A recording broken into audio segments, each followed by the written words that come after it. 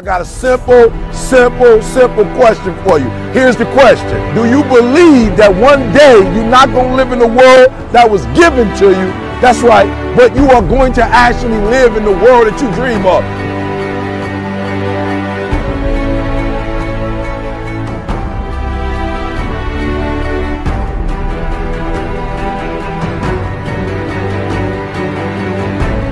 You got to make every single second count. You got to go in the future and see it, baby. And you got to come back in the present. And you got to take that big goal, that big dream, that big reality. That's what I said. You got to take that big reality and we got to take small steps and make it manageable to making your dreams become a reality. Think big, dream big, but start small. That's right, start small. Remember what I told you, start where you are with what you have, because what you have is plenty. That the biggest enemy you have to deal with is yourself. There's an old African proverb that says, if there's no enemy within, the enemy outside can do us no harm. You don't have to personally be perfect. Are you hearing me? There are those of you right now, you should have cut a CD. You should have wrote a book. You should have got in school and got that degree. You should have started your own business. There's so many things you should have done. You should have done, but you didn't do it because you're scared. You believe that you said scared of what? I ain't scared. You are scared. You are scared. You're scared of failure. You're scared to make a mistake. You're scared that you're not perfect. And I'm telling you today, you ain't got to be perfect. Are you hearing what I'm saying? You don't have to be perfect to get what you want, to do what you want, to have what you want, to be what you want. You don't have to be perfect. It's a lie.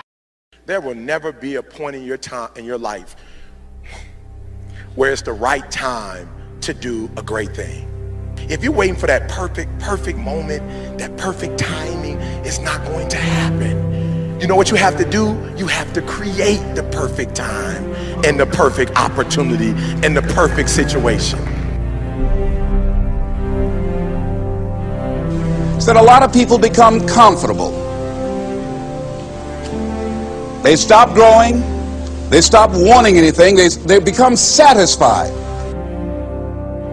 People getting ready to go to jobs that they don't like.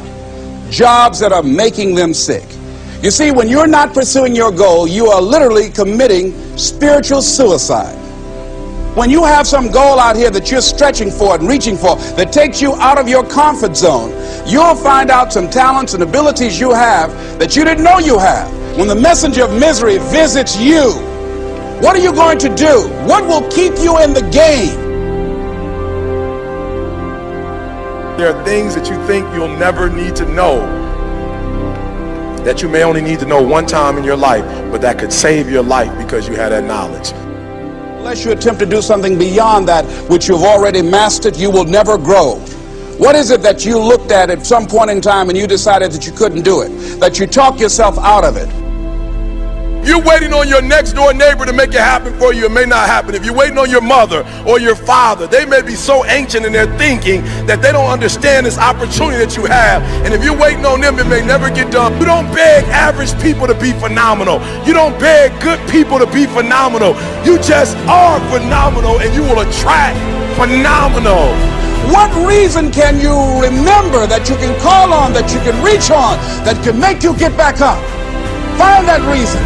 If you're not where you are, if you're not where you want to be, if you don't have what you want to have, if you're not where you think you should be at this particular place, it has nothing to do with the system, but it has everything to do with the fact that you're not making the sacrifice.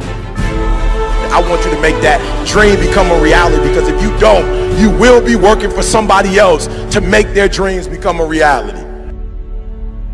Question is, what are you going to do with your time? What drives you? And greatness is a lot of small things done well. Day after day, workout after workout, obedience after obedience, day after day.